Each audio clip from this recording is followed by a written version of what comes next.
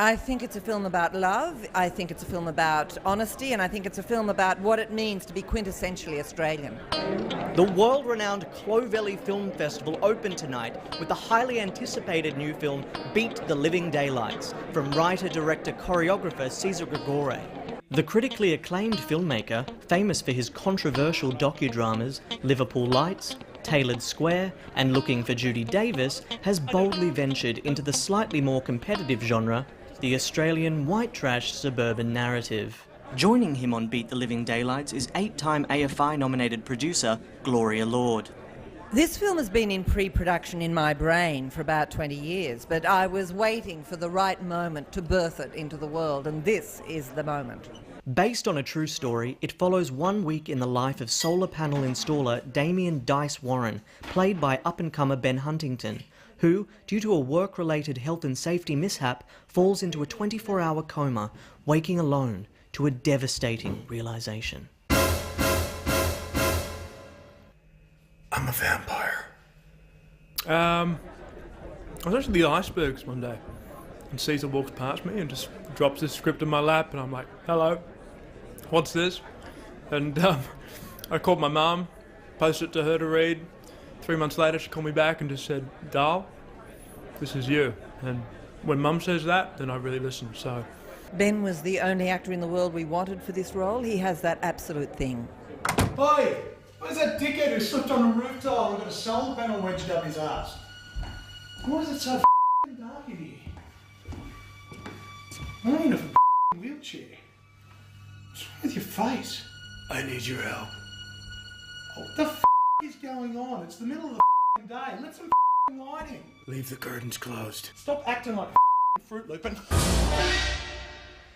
I said leave the curtains closed.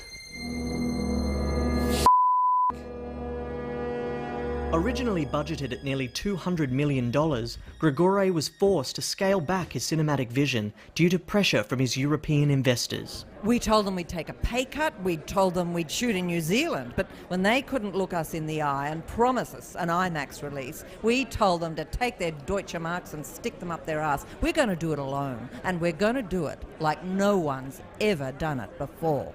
Action. By selling their cars and using the latest in mobile phone technology, Gregore, Lord and their skeleton crew of 3 came up with some amazing results. It looks raw, it looks familiar, it looks Australian, and my prayer is that everyone who goes to see it leaves the theatre thinking they could have made it themselves. British actress Susie Lynchfield gives an astonishing performance as Dice's long-suffering mother, blind Alice. She's a former heavyweight champion who sacrifices a major career to raise her son, Dice. She's been living tough for several years in a caravan park, but now she's being forced to relocate because City Rail want to build a train line between Punchbowl and Warragamba Dam, and her caravan rests directly in its path. It's devastating.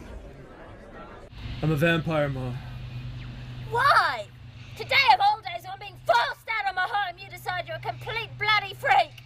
I'm not a freak. I didn't decide to be this way. It wasn't a decision. I could have been bigger than mundane. But I threw it all in like a crazy woman, and look at me now. Christ, if I had any bicep left, I'd beat the living daylights out of you. Where are you?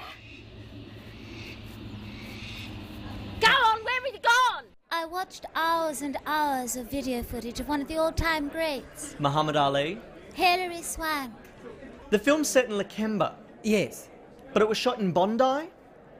I wanted to marry the harrowing oppressiveness of the West with the uplifting majesty of the East.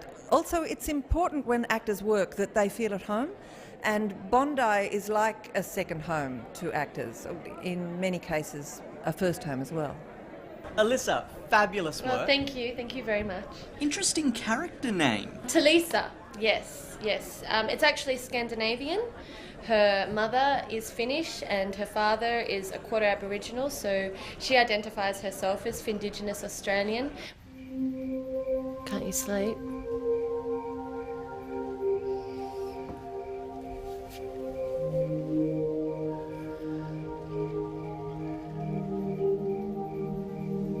You can't just sit around the house like this all day, in the dark.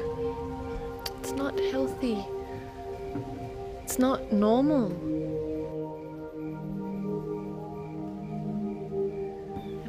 Why do you sit in this wheelchair? Your legs are fine. Dice. Dice. Why won't you let me near you? I'm your fiancé. If you love me, kiss me. He has to make a choice. It's a choice we all have to make. Do we accept who we are and live with the difficult and bloodied consequences of that? Or do we suppress who we are and die of hunger and thirst for living the life that we were born to lead? That's what leads us to that beautiful climax on the beach.